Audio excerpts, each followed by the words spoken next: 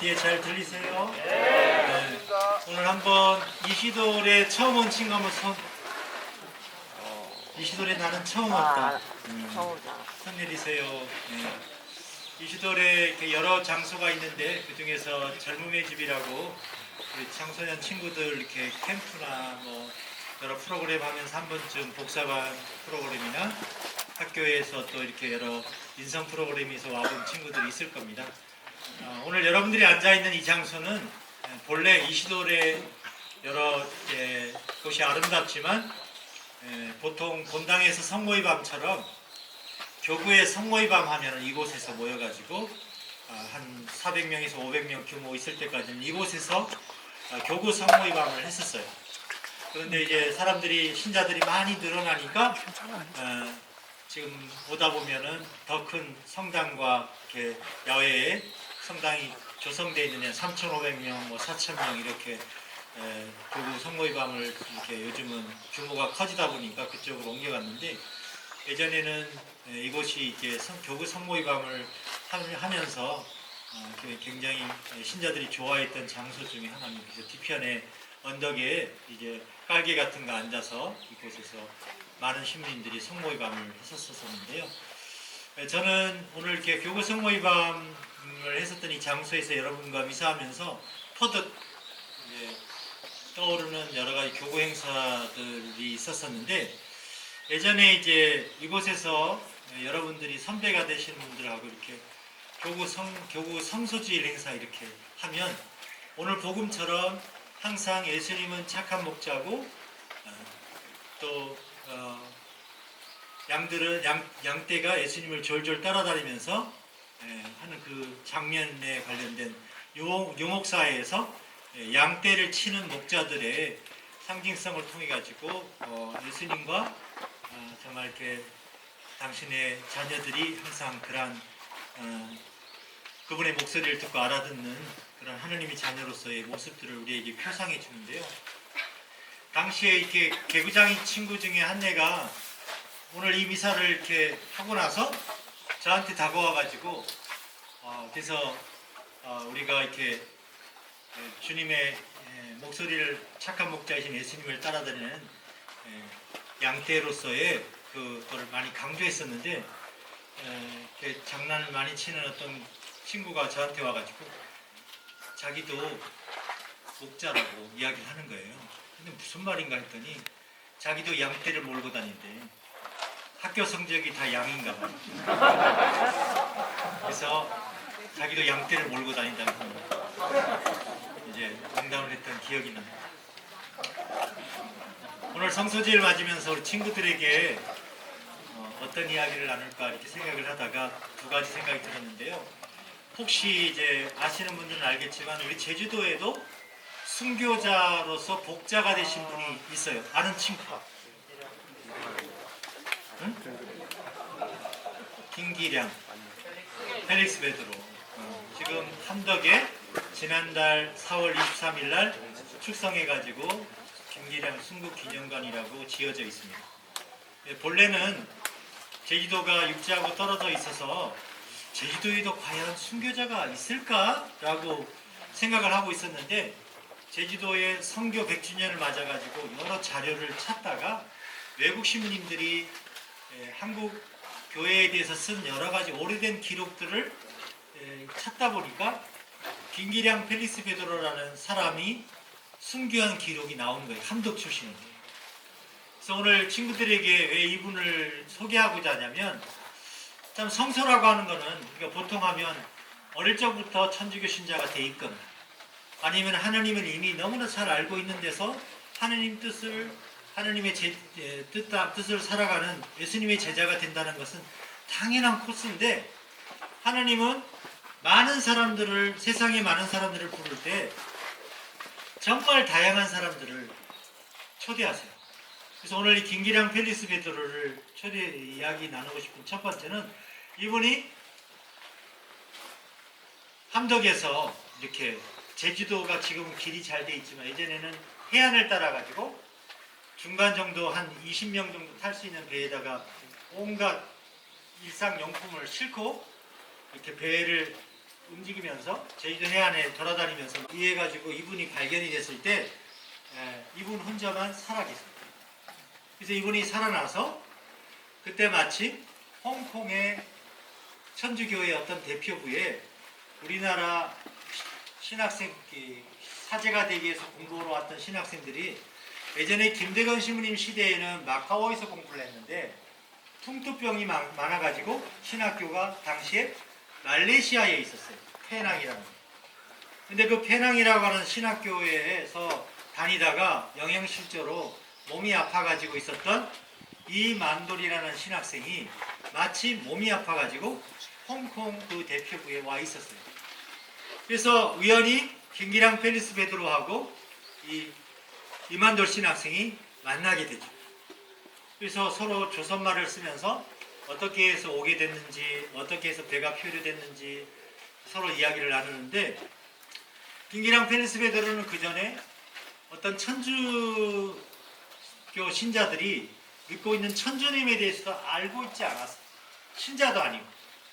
그러나 38일 동안 죽음의 고비를 넘기면서 뭔가 정말 자신 안에 전혀 생각하지도 않은 체험이 발생하기 시작합니다. 이 죽을 고비 가운데 어렵게 살아났는데 다른 사람들은 다 죽었는데 나를 나름대로 지탱해 준 어떤 존재라고 하는 것이 있을까? 혹시 누군가 나를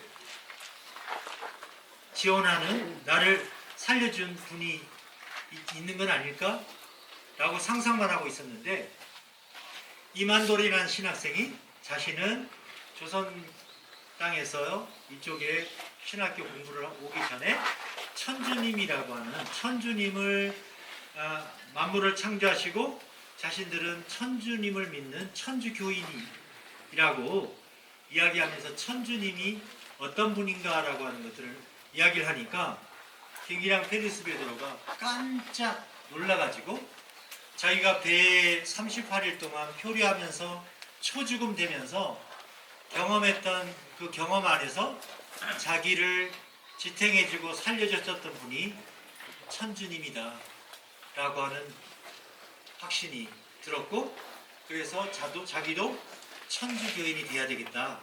그래서 그 홍콩 대표부에서 6개월 동안 있으면서 세례 준비를 하고 성령 강림 대축일에 세례를 받아요. 그리고 우리나라에 이제 배가 표류됐다가 다른 나라에 표류됐다가 들어오려면 아무 곳으로 들어오는 게 아니라 저기 북한에 있는 의주라고 하는 땅으로 중국에 있는 우리나라 신의주라고 하는 그 근처에 있는 그쪽으로 들어와야 됐었어요. 그러니까 3개월 동안 중국 땅을 걷고 걸어서 의주를 통해 가지고 들어오게 되었던 것이죠. 그래서 이분이 훗날 제주의 신자로서 정말 초기 한국교회에 수많은 초기 유명한 우리나라의 천주교의 대표적인 신부님들이나 신자들을 만나고 결국 마지막에 대못을 받고 순교했다라고 알려져 있어요. 그런데 지난번 2014년에 모든 조사를 해가지고 교황 프란치스코께서 광화문에 오셔가지고 우리나라의 103위 성인 말고 124위 복자들을 이제 복자품에 올리면서 이분들이 순교의 순교의 그런 복자들로서 우리가 천주교인들이 공경할 만한 인물이다라고 선언하셨는데요. 제가 오늘 장황하게 왜 김기랑 펠리스 베드로에 대한 소개를 하냐면, 자, 이 사람은 천주교 신자가 아니었어요. 근데 배가 표류돼가지고 거의 초죽음과 같은 그런 엄청난 체험을 하면서 마음속 안에 자기를 지탱해준 천주님에 대한 엄청난 경험을 하고서 천주교인이 되었다. 오늘 여기 있는 친구들도 마찬가지로 부모님이 이제 어릴 적부터 천주교 신자이기 때문에 신자가 된 친구도 있고, 아니면 어떤 친구들은 또 어느 정도 일정 기간 있다가 친구 따라서 아니면 누군가가 성당 좀 다니면 좋겠다라고 해서 하는데, 아시는 것처럼 저도 이렇게 교회의 사제나 이렇게 되려면 어릴 적부터 천주교 신자로서 여러 경험을 통해 가지고 그런 여러 가지 경험을 통해서 사제가 된다라고 생각하고 있었지, 중간에 중학교나 고등학교 때 세례받았다는 사람이 갑자기 사제가 된다라고 하는 것은 이거는 있을 수 없다라고 생각하고 있었는데, 제가 한번 훗날 사제가 돼서 가만히 생각해 봤습니다. 하나님께서 나를 뭘 어떻게 부르셨을까? 어떻게 불렀지? 제가 집에서 저희 집에 부모님이 저희 동생들하고 누나하고 합쳐서 3남 4녀 중에서는 장남이. 그러니까 집에서 이제 장남이니까 이렇게 여기 친구들을 아는 것처럼 특히 이제 남자들 같은 경우는 어릴 적에 설이나 추석 때 되면 집안 어른들한테 세배하러나 인사하러 다니게 될 때 보통 아빠가 이렇게 우리 남자들을 이렇게 집에 큰 아들들을 데리고 인사하러 다니게 되죠. 그래서 그때 제가 제일 많이 들었던 이야기가 뭐냐면, 아이고 이 아이 착하다, 아이고 이 아이는 너무나 착하다, 착하다라는 걸 하도 들으니까 나는 항상 착한 사람이 돼야 된다라고 생각을 하고 있었는데, 언제가 제일 갈등이냐면 설날 어른들이 집에 큰아들이고 하니까 세뱃돈을 엄청 많이 줘. 세뱃돈 이게 딱 받아가지고 막 기분 좋아가지고 이거 이제 나가 이거를 가지고 뭘 살까라고 막 흥분하면서 기대하고 있으면 반드시 그날 저녁에 우리 어머니는 불러. 그러면서 꼭 말해. 어른 되면은 좋은 거 사주게 되면서 그 세뱃돈을 다 받아가는 거지. 어떤 때 중학교 될 때쯤에는 알지, 이 돈을 받아갈 때 이거 돌아오지 않는다는 걸 알지. 그러나 그놈이 착해야 된다는 것 때문에 눈물을 머금고 드려. 왜 제가 친구들에게 이야기를 하냐면, 하느님께서는 꼭 성당에 다녀서가 아니라 다양한 방법으로 우리를 당신의 도구로 준비하신다. 그래서 그 당신의 도구로 준비하면서 이제 조금씩 우리를 초대. 그래서 제가 친구들에게 한 가지 재미있는 이야기 한 가지 나는, 제가 중간에 이제 신성여중에 교장 신부였어요. 그래서 제가 교장실을 개방을 했어요, 친구들한테. 그러니까 이제 쉬는 시간만 되면 교장실에 오는 거죠. 내 세상이다. 막 거기 막 의자에 걸러앉아서 속치마 다 보일 정도로 막 해가지고 막 이게 우리 세상이다 막. 그러면서 저한테, 교장님님 오늘 간식 뭐예요? 그러면 초코파이든 뭐든 뭐 찰떡파이든 다 준비해놨어야 돼. 그럼 이제 몇 번 줬어요. 근데 어느 날에는 급식 선생님이 너무 안타까웠는지 달걀을 13개를 이렇게 딱 삶아가지고, 지금 이거 간식 아이들 주라고 하자. 애들이 딱 진짜 13명이 딱 들어오는 거예요. 오늘은 내가 줄 간식 걱정하지 마. 간식을 이제 딱 하나씩 다 놔줬거든요. 한 친구가 딱 달걀을 딱 들고, 이거 한번 까주면 안 돼요? 그래서 까줬어. 근데 옆에 있는 친구들이 다시 바구니 넣으면서 우리 것도 까주세요 해가지고 제가 13개를 이제 까주는데 마음속에는 버릇없는 놈. 그래서 이제 너무 답답해가지고 성당에 달려간 거예요. 주님, 나는 아이들을 사랑하는데 나 이 정도까지는 사랑할 수 있는데 아니 계란을 또 까달랍니다. 이건 나를 호구로 보는 거 아닙니까? 그랬어. 그러니까 기도하다 보니까 하나님이 내한테 막 음성으로 들려주는 거예요. 뭐라고 하냐면, 너도 나를 호구로 알지 않냐? 맨날 다짐만 하고 언제 지켜봤냐? 그래서 이제 반성을 한 적이 있는데요. 제가 친구들에게 뭐 이야기를 꺼내는 거는, 우리는 각자 오늘 성소주의를 맞으면서 여러분도 정말 바다의 풍랑뿐만 아니라 어떤 착함이라는 것뿐만 아니라 우리 가정 안에 지금 내가 그걸 잘 깨닫지 못하더라도 우리가 이런 스페이스 학교에 오는 것조차도 올 때 아이고 어머니가 가려하니까 성당에 저기 학사님 안 가면 나한테 막 쪼이니까 이런 게 아니라 내가 가면서 그런 어떤 누구의 압박 위에서가 아니라 정말 예수님이 십자가에 지셨던 것처럼 내가 오늘 마음으로 내키진 않지만 그런 십자가를 조금씩 짊어지는 연습을 내가 해야 되겠다.